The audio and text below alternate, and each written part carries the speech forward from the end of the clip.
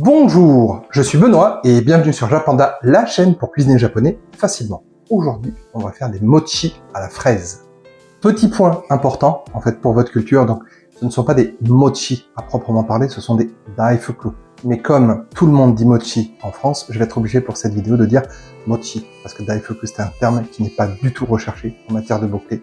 Et j'ai besoin que cette vidéo soit vue, comme tous les créateurs sur YouTube. Donc voilà, je vais continuer à dire mochi. En ce qui concerne les ingrédients, pour 6 mochi à la fraise, vous allez avoir besoin de 100 g de farine de riz gluant. Alors vous faites bien attention, vous prenez bien de la farine de riz gluant, pas de la farine de riz tout court, parce que ça ne marchera pas avec de la farine de riz tout court.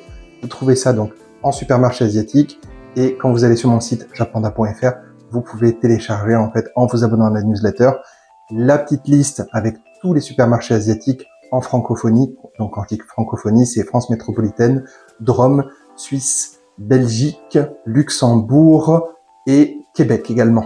12 centilitres d'eau, 200 g de pâte de haricots rouges sucrés Anko que vous pouvez faire maison. J'ai déjà fait une vidéo, donc je vous la mets en haut à droite. Un paquet de maïzena, donc de fleurs de maïs. Vous allez en avoir besoin de pas mal, je ne peux pas vous dire précisément combien, mais en fait ça va être pour éviter que la pâte vous colle au doigt quand vous allez façonner tout ça. Donc il en faut quand même une bonne quantité. Et enfin, il vous faut 6 fraises, donc à peu près de ce calibre-là. Voilà, ça sera pas mal, comme ça on va pouvoir enrouler tout autour la pâte de haricots rouges plus la pâte de mochi.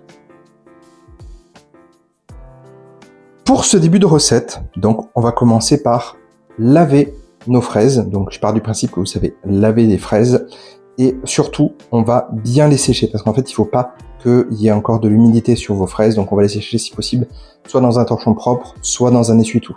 Et donc une fois que c'est fait, on va aller équeuter nos fraises. Donc moi j'ai tendance à y aller au couteau et à faire une petite incision, clac clac, comme ça. Après chacun sa technique, vous pouvez faire comme ça ou pas du tout, c'est comme vous voulez. Ensuite ce que vous allez faire, c'est que vous allez préparer, donc du coup vous avez vos fraises qui sont sèches. Là on a un petit bol avec de l'eau pour se mouiller les mains, parce que sinon la pâte de haricots rouges elle va coller aux mains, et après on les mettra dans la petite assiette.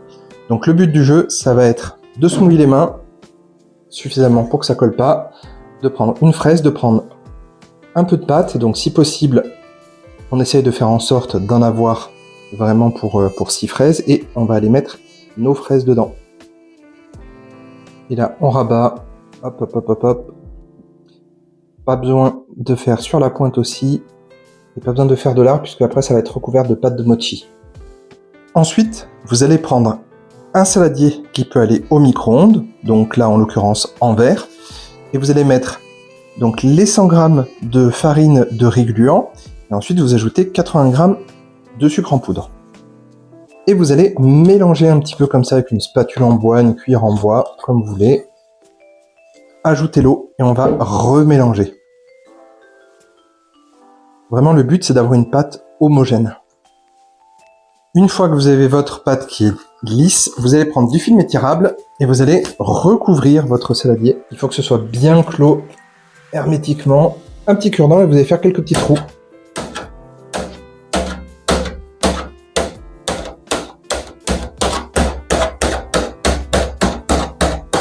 Et là, vous allez mettre votre pâte donc pour 2 minutes à 800 watts au micro-ondes. Au bout des 2 minutes, donc vous ressortez votre pâte à mochi. Et vous essayez de conserver votre film étirable parce qu'on va la remettre une deuxième fois. Donc on réduit pas son film étirable en boule.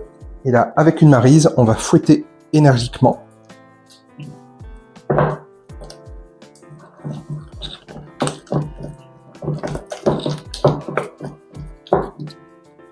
Vraiment, le but, c'est d'avoir quelque chose de souple et translucide. Et on continue à fouetter énergiquement avec la spatule. Et là, on referme et ça repart pour une petite minute.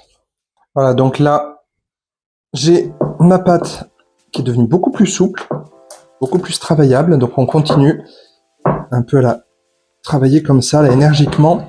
Ça met pas mal de résistance, donc il va falloir un petit peu utiliser les biscottos. Ouais, là, elle est beaucoup plus élastique. C'est pas mal du tout. Une fois que votre pâte est prête et qu'elle est travaillable et qu'elle est bien élastique, on va la laisser de côté, juste le temps de mettre de la maïzena sur la planche. et on y va généreusement. Parce que vraiment, il faut en mettre vraiment beaucoup pour que ça n'accroche pas aux mains ni à la planche. Et là, on prend sa pâte à mochi qu'on va venir mettre dessus. Forcément, elle tombe pas très bien. Et là, on va prendre notre pâte et on va la retourner un petit peu et on va essayer de l'abaisser.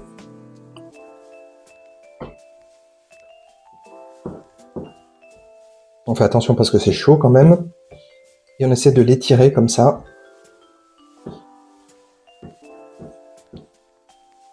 Quand c'est chaud, c'est encore bien travaillable. Par contre, quand c'est froid, ça durcit. Donc du coup, c'est beaucoup plus compliqué.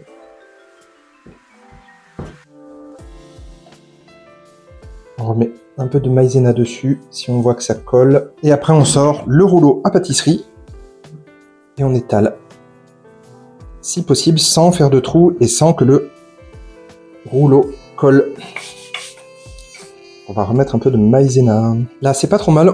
Ici, je sais pas si ça se voit à la caméra, mais je vois que là, c'est beaucoup trop fin. Donc, je ferai attention quand je vais faire ma découpe de vraiment garder des endroits où c'est bien épais comme ça pour pouvoir étendre. Et donc, avec un petit couteau, on va venir donc faire des carrés. Donc là, j'en ai 6 à faire. Là aussi, pas besoin de faire de l'art, hein, comme je dis souvent. On a déjà hop, tout ce qu'il faut là. Et comme on va façonner à la main, après c'est le façonnage à la main qui compte. Voilà, donc là j'ai mes 6 carrés de pâte. Je les retourne un petit peu pour qu'il y ait un peu de maïzena partout. Et donc là on prend une petite fraise avec le hanko, on dépose au milieu. Et on va prendre les coups de battre, comme ça. Et après, hop, pareil de l'autre côté. On va pincer légèrement. Un petit peu de pâte de hanko sur les doigts, donc là on voit que il y a un peu de pâte. Et on essaie de rabattre et refermer un petit peu. Donc on va donner la forme un petit peu du bout des doigts, comme ça. Ils seront pas parfaitement ronds, mais c'est pas grave, ça se mangera quand même. Une fois que vous avez terminé le façonnage de vos mochis, vous les mettez 30 minutes au frigo pour qu'ils puissent durcir un petit peu et mieux se tenir. Donc moi, pour les besoins de la vidéo, comme je peux pas attendre 30 minutes, et ben en fait, je vais le manger maintenant. Donc j'en ai coupé un en deux, donc il a une forme un petit peu bizarre, mais on va aller goûter tout ça. Donc, atakakimasu. Alors la fraise, c'est une très bonne idée, parce que du coup, ça vient contrebalancer le côté sucré en fait du hanko, donc la pâte de haricots rouges, et l'équilibre des deux, c'est vraiment parfait. La pâte de mochi, elle est un peu comme un chewing-gum, ouais, quelque chose comme ça, et c'est vraiment pas mal du tout. C'est vraiment quelque chose d'original, c'est quelque chose qu'on voit pas souvent, et donc du coup, pour la peine, je pense qu'il vaut mieux les faire que les acheter. C'est beaucoup plus simple et ça coûte beaucoup moins cher.